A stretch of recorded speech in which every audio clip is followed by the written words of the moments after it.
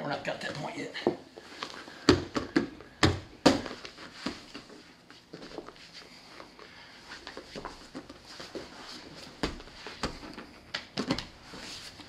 Thank you, appreciate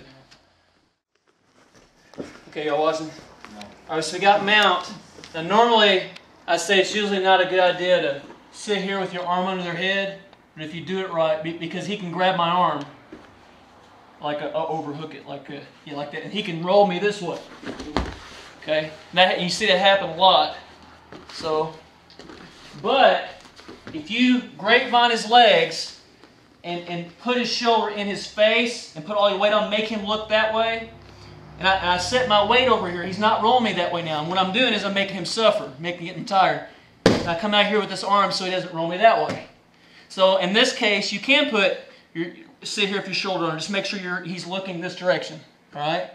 Now, if he does something with his arm and I get a chance, I'm gonna, let's say his arm's up here, I don't know, whatever he's doing. I'm gonna pin it to the floor. Then I'm gonna feed it to the other hand. And then come under his elbow and get a figure 4. Okay. Now the standard thing to do to finish this move is you have to get your arm out. So you pull your arm out and finish the figure 4 lock. So all of you have wound up like this before, right? You're like, okay.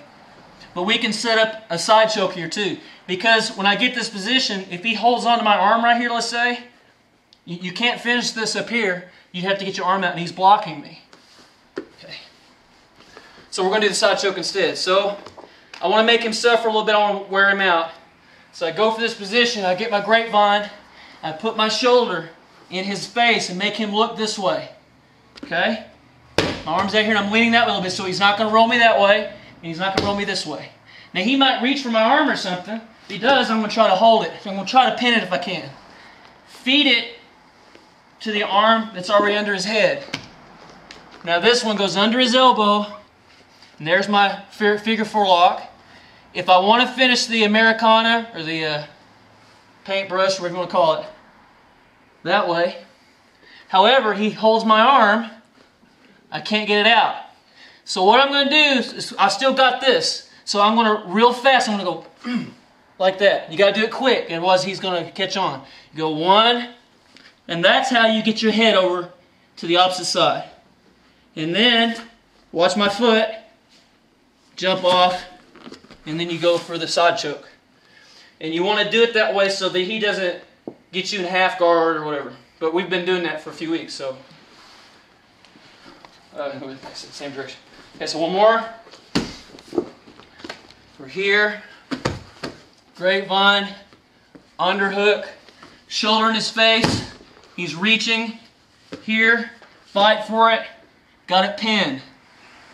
Pass it to the other arm. Go under his elbow. Figure 4. If I can, maybe I could pull this out here. If he blocks it, or if I don't want to do that, I use my elbow. I use this as a lever. I jerk his arm up. Okay, go back. So I jerk it up. I get my head to the other side, and now I've got to put my head against his head so he don't get his arm out. I'm going to use it. He's a lot bigger than me, so I'm going to use this S-grip. My leg comes off. Take my angle and finish the side choke.